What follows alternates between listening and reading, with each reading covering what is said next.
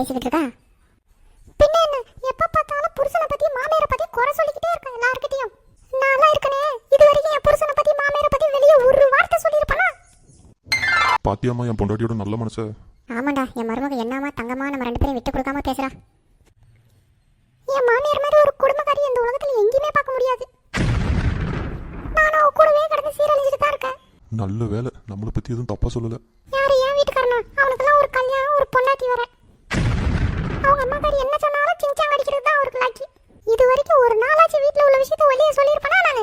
இதுவே வேற எவனாவது இருந்தாலும் என் வீட்டுக்காரன் இருக்கிற இருப்புக்கும் என் மாமியார் இருக்கிற வரப்புக்கும் வீடு வீடா போய் குறை சொல்லிட்டு வருவாளுங்க.